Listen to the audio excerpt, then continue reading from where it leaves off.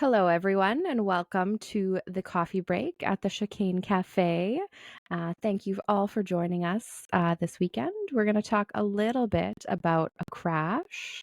We're going to talk about some impeding that happened, and then a little bit about a seven-time world champion who had some people out-qualify him.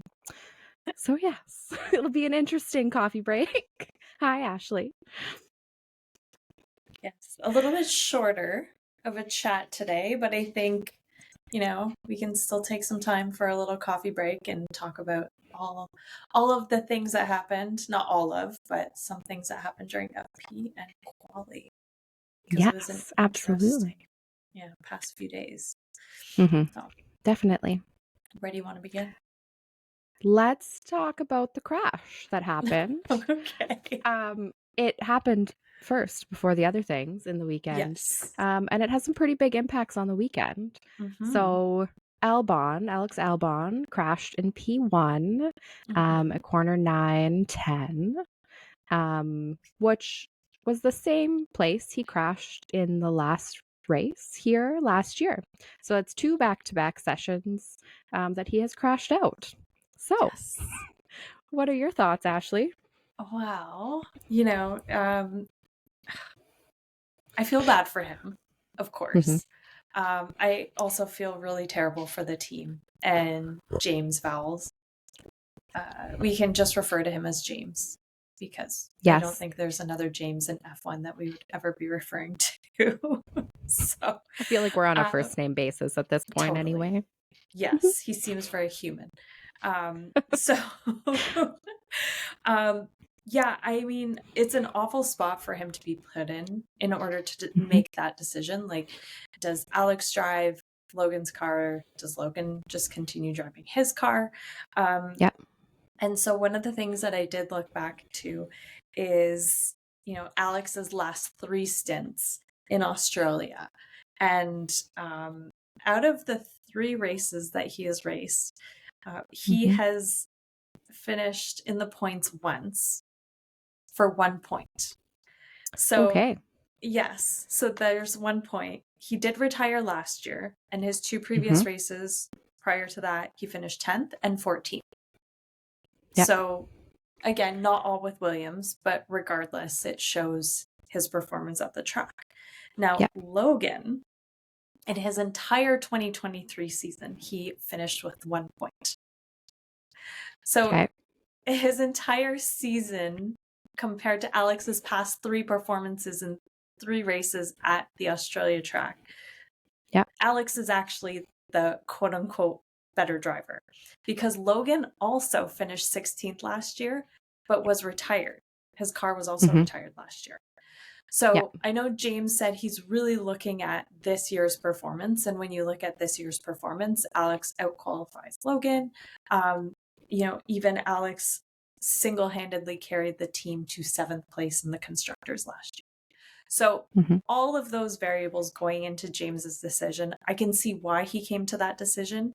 At the end of the day, if there's anything to do with the engine or the gearbox, those actually come from Alex's allocations. So Logan will not be penalized for those down the road. Yep. So unfortunately, again, awful decision for James to have to make, but I do support Mhm. James in his decision of having Alex drive Logan's car just based on those statistics alone. I know Yep. there's very few stats there, but regardless, Mhm. that's again a weighted decision. Yeah. So that's how I I feel about it. yes. I also agree that I think James made the best decision he could in the space. Like I agree he had some very solid reasonings and foundation Mm-hmm. for why he made that decision. If I was in his position, I would have made the opposite choice though. And I would why? have I would have given Logan the chance to drive the car purely because this is Australia and the confidence level of the fact that he has crashed twice in his last two experiences here. He hasn't had a huge point lead, like you said, of in this specific race. He's only gotten 1 point in the last three times he's been there. I think the risk of putting someone in the car when you only have one car who is knowing in the back of their head that they've crashed here multiple times is going into that first when it's been a risky corner for everybody. Mm-hmm. For him to be able to put his all and all of his confidence in to get a point when he has crashed the last two times, I think is risky. I think it's risky with Logan as well because we don't know how well he's performed. But I think the other risk that they're taking by pulling Logan out of a car for no reason that he did, it was Albon who crashed, and Logan's now getting penalized for it by not being in the race this weekend. If they want the best out of Logan, this is not the way to do it. It's not putting the confidence in him that he can do his best and get to where he needs to be, knowing that they need one of the top 5 teams to mess up, basically, to be able to get a point. So I would have given Logan the opportunity to be like, this is your chance. You need to show us that when Alex doesn't have a great weekend, you can step up and be the one to support the team.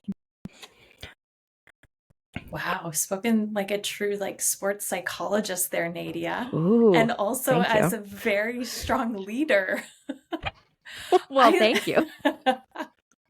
I didn't, those are all really great points that I didn't really take into consideration. But I will counter the confidence piece only because, as someone who is so freshly shaken, to your point, I'm not saying he's shaken. As someone Mhm. who has such a fresh wound, I guess you can say, he's still qualified 12th. Mhm. So we wouldn't know if Logan drove the car. But do you think it's almost given him sort of like a second chance scenario? Like, I've messed this up twice in 2 years. Mhm. Now is my essentially last chance to prove that, and do you think he's also going to show up differently because he knows the impact that this had on Logan? I think he absolutely can because I Yeah. think he understands that impact to Logan and to the team. Mm-hmm. Um, so I think it can work either way. Like I think either Mm-hmm. one of them who drove that car, the going into this weekend, they know that like they need to prove that this was the right decision. Mm-hmm. So seeing where he qualified, I'm hoping he does well in the race. I still want that to go well for them. Um, Purely based off of the time period where James had to make that decision, that's what I would have gone with. I could be Yes. totally proved wrong tomorrow. I hope I am. But I also hope that when Logan gets back in that car, he does really well and Mm-hmm. proves the confidence that James does have in him because every Mm-hmm. time he has talked about Logan, he has such faith in him being able to get to where they need him to be Mm-hmm. that I hope he just kills it. And I would love if he could outpace Alex this year. I don't know if it's possible, but I would love it to see it happen. You do love a good underdog story, Nadia. I do. I really do. It's I think a good thing, but sometimes it Yes. has some bias that plays in there a little bit. I also think I'm curious to see because if something happens with this car, like I hope they don't crash, but if there's a crash and it impacts their chassis, they are now going to have to go into the next weekend with only one car again. Like they're down a chassis until they can build that back up. So knowing that, Mm-hmm. I mean, either of them could have an incident that happens at this track, but Yeah. I really hope that something doesn't happen to that car because it can impact them for months if they can't get it built up. Well, and it's not a guarantee that a crash will destroy the chassis No, or a red flag will destroy a chassis. However, that nobody ever wants that potential risk. That's a fun no. fact, Nadia. Thank you. The other fun fact that I learned, Yes. because James did an interview, I'm not exactly sure who it was with, but the way that Williams was running their parts and their basically their inventory of the parts they had and how quickly it would take to manufacture certain parts was all done on an Excel spreadsheet. That was not a very well managed Excel spreadsheet by the sounds of it. So like just as many parts and everything that needs to go into a car, thinking about the fact that that was all done on an Excel blows my mind. So I even want James to do even better with Williams because he has really having to build this team from the ground up. So it blew my mind a little bit when I learned that. Wow. Um, so hopefully they can get some good infrastructure put in there, and then this sort of situation doesn't have to happen to them again because it's a little crazy. Yes. Yeah, that's, you think Excel spreadsheet mom and pop shop, not necessarily a multi-million dollar Formula One team placing their No. orders. Yeah. Wow. Okay. Well, I think James has said recently he's willing to sacrifice a few things in order to get the team to where they need to be. And they're kind of in a rebuilding phase, like some of the Yeah. great sports teams go through, right? But yeah, not to the point of an Excel spreadsheet. Yeah. Not expected. Do we want to talk about some impeding? I know Which, you really want to talk about some impeding. Yes, let's go into it. yes. So during Q1, Mm-hmm. Nico was on a fast lap Mm-hmm. and Perez was in front of him and Perez was impeding. It was pretty clear from seeing it and based on other commentators, not just my personal opinion. It was an impeding situation. Perez did end up getting a 3-place grid penalty for it today. So, in my opinion on impeding, there was some things that happened that he may not have been aware that he was impeding, but it is up to the engineers and that team together to make sure they're aware. And it did hurt Nico's lap time. Mm-hmm. So just impeding in general, typically it has been about a 3-place grid penalty, something along those lines. I, depending on the intention of it, can all change Mm-hmm. this. But if you impede someone and it causes them to not be able to make the next qualification, I don't agree with the fact that you then can go and qualify P1 in the race and then get a 3-place grid penalty and be in P3. If you or your team causes an impeding, I think there should be some harsher penalties where you either qualify behind the person you impeded or they switch places with you or you qualify at the back of the session in which you impeded in. Because if Nico had gone to Q2 knowing Nico's ability to qualify, he could have easily gone into Q3. And is this an unbiased opinion? Like, do you feel that all of the Hmm? proposals that you have shared are you would feel that way even if someone from Haas did it themselves? I think so.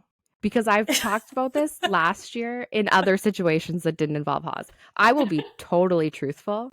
Anything Haas related, I don't know how capable of being unbiased I am in this situation. But in any situation, if you're hurting someone's ability to be able to get Mm-hmm. to where they are, Mm-hmm. um, I think that should be the repercussion is that you Yeah. cause someone else to have to drop out. You should have to take that penalty in there. So let's keep this in mind for my opinion moving forward. If it happens again this year, let's talk about it again and see if I Okay. still feel the same way. Deal. I feel like it will definitely happen. Yeah, I'm sure it will, Maybe for we sure. need to bring it up if Haas does the impeding. Maybe Yeah, that that's would when be we a bring it up perfect again. example. Yes. Okay, Okay. We'll do it. Deal. noted. What are your thoughts I on it?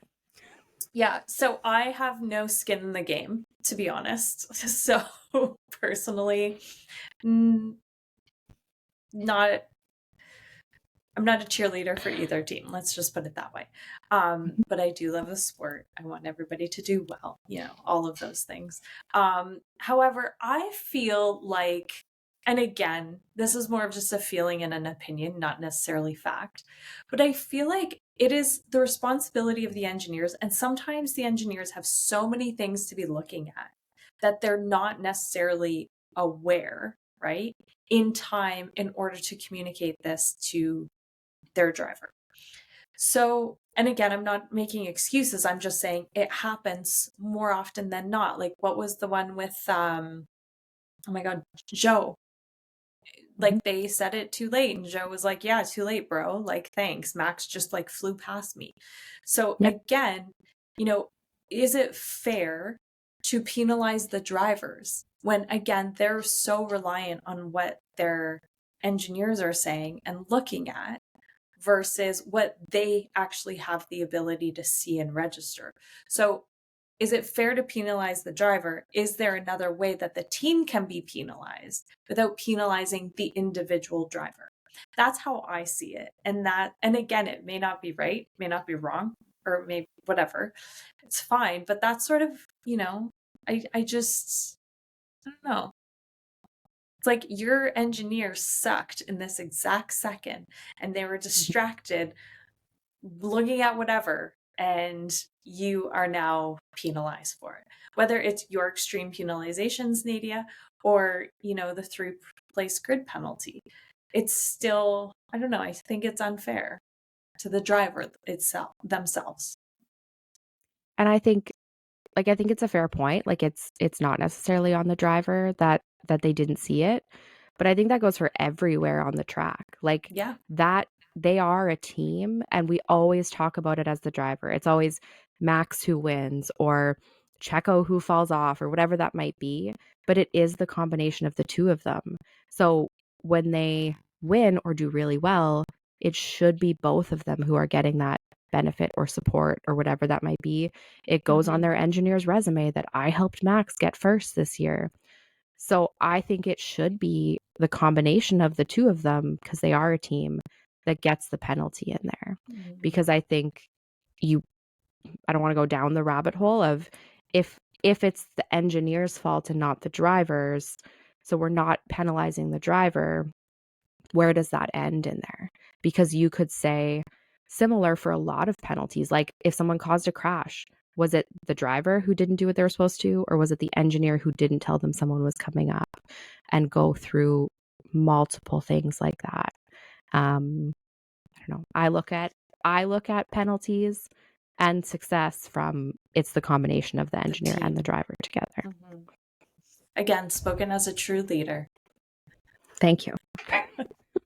I'm going to take that as a You compliment. you were probably great at team sports, Nadia, and I was an individual sport person. I did love my Clearly. team sports. There you go. You're definitely a team player. Yeah, I mean, yes, that all makes sense because as a collective, right, you win and lose Mhm. together for sure. But Logan's being penalized because as a Mhm. team, they need to ensure that they're doing the best thing for the Yeah. team. But I don't know. Some of the penalties I really question. Even like thinking about last year, Ferrari got that ridiculous penalty for their gearbox usage in Las Vegas because of a goddamn, what was it, drain cover? Like that had A drain cover. absolutely Yeah. nothing to do with the team, with anything to do with the team. Yeah. That was that was like FIA fault. Sorry, maybe controversial, but Yeah. um again, in those situations you're like that had nothing to do with the driver, had nothing to do with the team. And that's sort of how I look at it through that lens. But Yeah. I love your And I counter think argument, Nadia. every rule, every decision, every penalty, like I think it's so fair to say that everyone may have a different opinion, whether it's based on their bias for a driver or a team or the way they feel like it should be. There needs to be one steady presence who's making those decisions. And sometimes people are going to love it, sometimes they're going to hate it. But yeah, that's why we're here to talk about our opinions. Yeah, I love it. I love it. Okay, now moving on to our last quote unquote controversial topic I feel like of we're the all about day. the controversy today. Well, yeah, we're so controversial.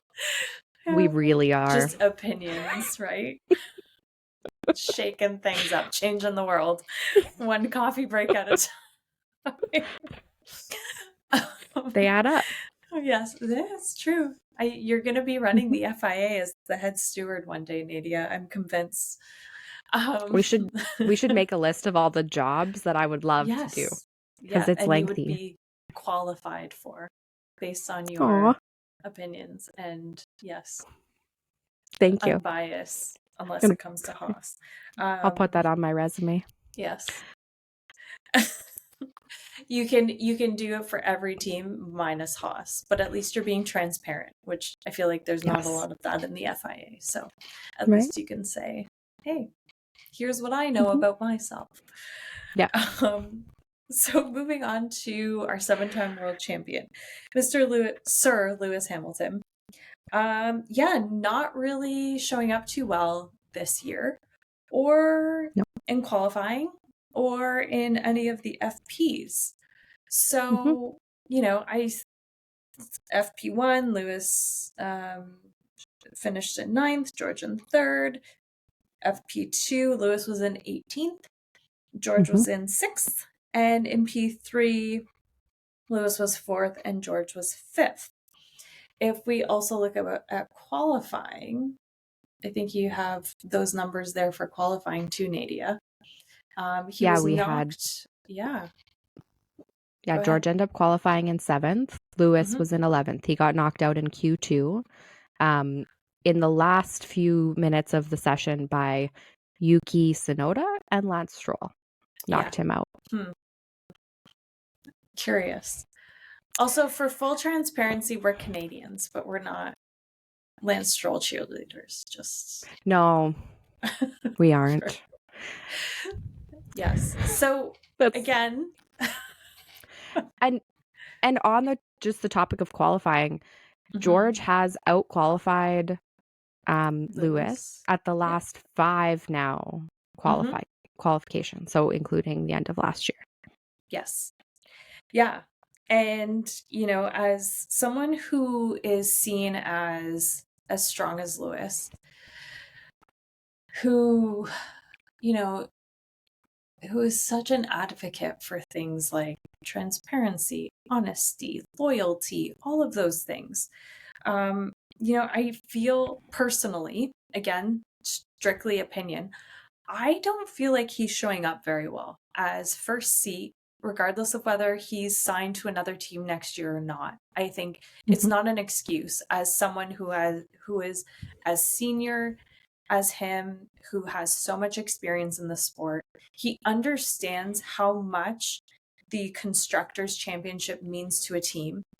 George fought for Mercedes last year to be second in the constructors. In that, was it the last race of the year? That was his priority. Like that was his only goal, was the team, right? Mhm. Constructors. And this year, the way that Lewis is showing up and saying, "Oh, the car this, the car that," how is one person able to extract so much better performance from a car, even though Mercedes has said it's not as fast as we want it to be? Well, guess Mhm. what? George is finding something in the car and he's able to get that performance out of the car. And so, what can't Lewis do, or what is Lewis choosing not to do? Because his behavior is truly going to impact the team in its entirety when it comes to the constructors. And to me, that's selfish. But I Yeah. don't know. Strictly opinion.